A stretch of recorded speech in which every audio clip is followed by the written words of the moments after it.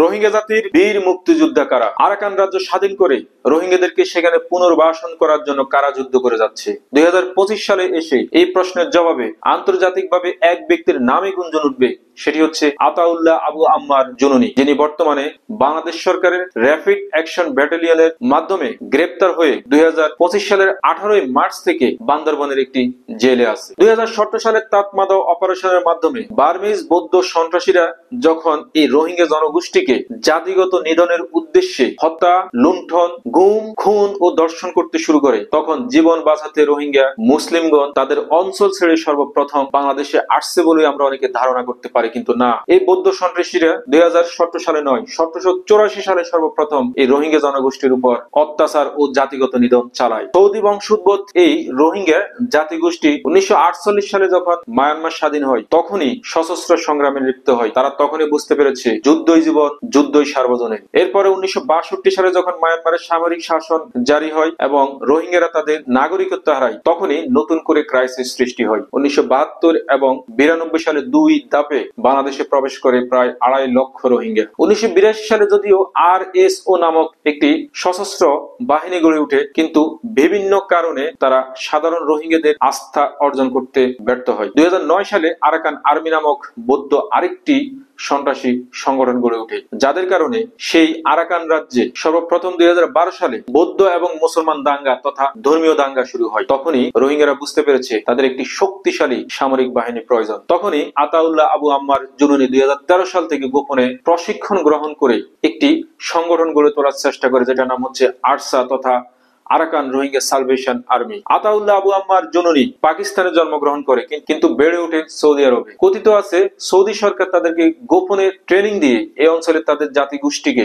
স্বাধীন করার জন্য একটি মিশনে পাঠায়। যেহেতু রোহিঙ্গারা এই আরব জাতিগোষ্ঠীর বংশোদ্ভূত এবং এই অঞ্চলে তাদের কোনো এক সময় উপনিবেশ ছিল, সেই হিসেবে তাদের একটি দায়িত্ববোধ আছে বলেও অনেকে ধারণা করে। আতাউল্লাহ আবু আম্মার জুনুনি সহ কয়েকজনকে গোপনে ট্রেনিং দেয় পাকিস্তানি এবং আফগানিস্তানের মিলিশিয়া বাহিনী। 2013 সালে সর্বপ্রথম আতাউল্লাহ আরাকান রাজ্যের গ্রামে গ্রামে ঘুরে কয়েকজন ব্যক্তিকে তার এই আরসা বাহিনীতে নিয়োগ দেয়, যদিও তারা তখন বাঁশের লাঠি হাতে করে এই দাঙ্গা পরবর্তী সময়ে মুসলমানরা যাতে বিভিন্ন মসজিদে ঠিকমতো নিশ্চিন্তে নামাজ পড়তে পারে সেটি নিশ্চিত করেছে। কালক্রমে তারা বুঝতে পেরেছে যে শুধু বাঁশের লাঠি দিয়ে তাদের স্বাধীনতা এবং তাদের মা বোনের ইজ্জত রক্ষা করা সম্ভব না এই বৌদ্ধ সন্ত্রাসীদের হাত থেকে। তখন 2017 সালে তারা অস্ত্র হাতে তুলে নেয় এবং জান্তা বাহিনীর একটি চেকপোস্টে আক্রমণ করে 9 জনকে হত্যা করে 2016 সালের অক্টোবর মাসে তারা অফিসিয়ালি জানান দেয়। বর্তমান রোহিঙ্গাদের স্বপ্নকে বাঁচিয়ে রাখার মূল স্বপ্ন সারথি হচ্ছে আরসা তথা আতাউল্লাহ আবু আম্মার জুনুনি।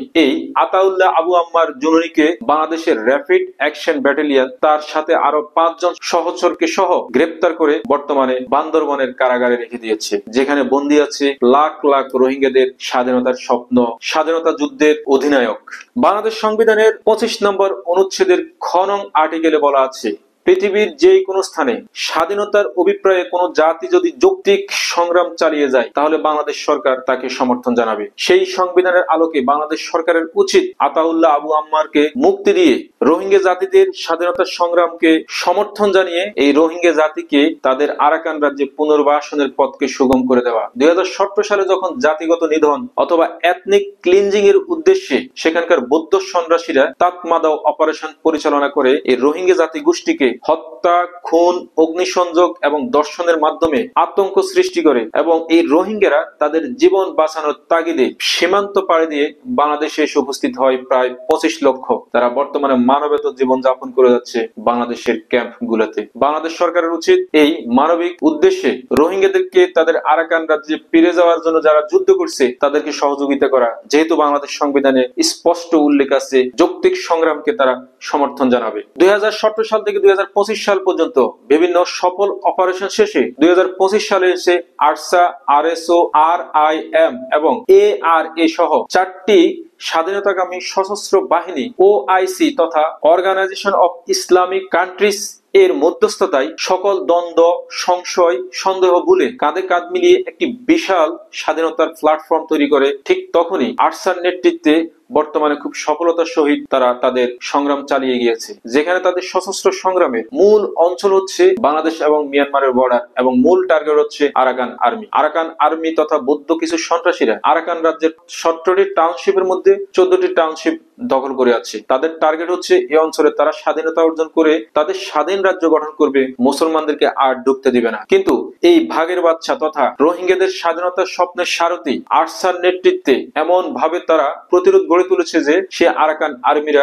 রীতিমতো ভয়ে কাঁপছে। এই যুদ্ধ যদি ধরে রাখা যায় তাহলে নিশ্চিত বলা যায় আরাকান আর্মি তাদের অঞ্চলের নিয়ন্ত্রণ হারাবে এবং যে কোনো মূল্য হোক এই রোহিঙ্গারা তাদের অঞ্চল ফিরে পাবে। সবচেয়ে যে বিষয়টি আমরা লক্ষ্য করেছি সেটি হচ্ছে আরসা সহ এই স্বাধীনতা সংগ্রামের সশস্ত্র বাহিনীগুলোর ইমানি শক্তি, যেটা সেই আরাকানের বৌদ্ধ সন্ত্রাসীদের নেই। আরেকটি হচ্ছে সাহস, যেটা দেখে আন্তর্জাতিক সম্প্রদায়গুলো রীতিমতো তাজ্জব। অর্থাৎ এই গহীন জঙ্গলে তাদের নিজস্ব ভূমি উদ্ধারের জন্য এরকম স্বাধীনতার সংগ্রাম পৃথিবীতে বিরল। আরসা ছাড়াও রোহিঙ্গা জাতিগোষ্ঠীর স্বাধীনতা উদ্ধারের জন্য সশস্ত্র সংগ্রামে লিপ্ত আরেকটি সশস্ত্র বাহিনী যেটা 1982 সালে প্রতিষ্ঠিত, সেটি হচ্ছে আরএসও তথা রোহিঙ্গা সলিডারিটি অর্গানাইজেশন। এটি প্রতিষ্ঠিত করেছেন মোহাম্মদ ইয়াকুব খান। যদিও শুরুতে আরসা এবং আরএসও এর সাথে একটি দূরত্ব ছিল।